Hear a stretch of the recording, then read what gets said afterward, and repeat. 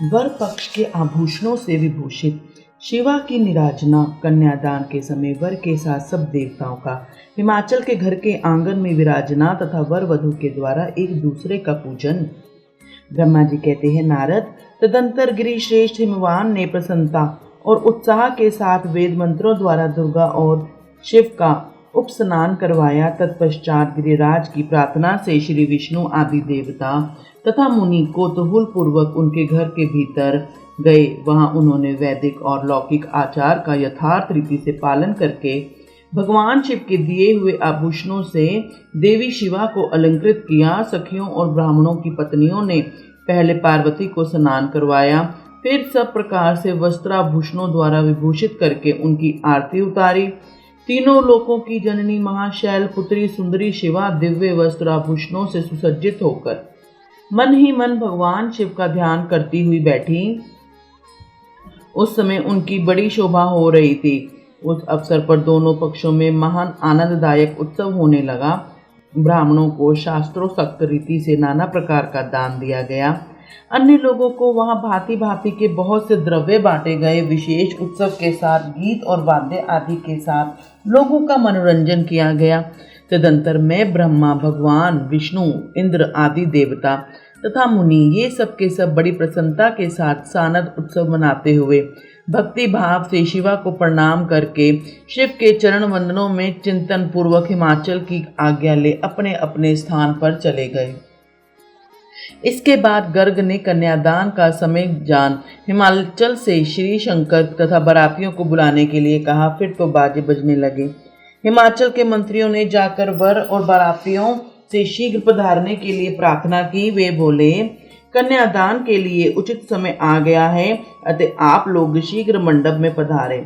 तदंतर भगवान शिव को सुंदर वस्त्राभूषणों से सुसज्जित करके वृक्ष की पीठ पर बिठाया गया और जय बोलते हुए सब लोग चले। भगवान शंकर को आगे करके बाजे बजाते और कौतुक करते हुए सब बाराती हिमालय के घर को गए। हिमाचल के भेजे हुए ब्राह्मण तथा श्रेष्ठ परवर कौतूहल पूर्वक शंभू के आगे आगे चलते थे। भगवान के मस्तक पर बहुत बड़ा छत्र तना हुआ था। सब ओर से उन्हें चंवर डुलाया जाता था तथा वे महेश्वर चंदेवरों के नीचे होकर चलते थे। मैं, विष्णु, इंद्र और लोकपाल आगे रहकर उत्तम शोभा से सुशोभित हो रहे थे।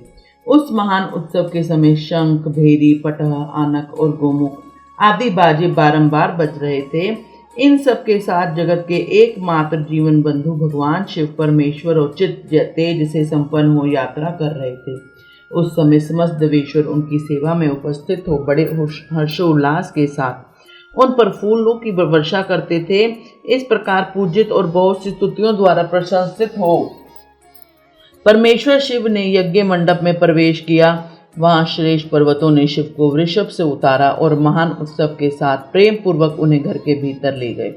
हिमालय ने भी घर में आए हुए देवताओं सहित महेश्वर को विधि पूर्वक भक्ति भाव से प्रणाम करके उनकी आरती उतारी। फिर महान उत्सव पूर्वक उनके भाग्य की सराहना करते हुए उन्होंने समस्त देवताओं और मुनियों को प्रणाम करके उन सब का समादर किया। श्री विष्णु सहित महेश्वर को तथा मुख्य मुख्य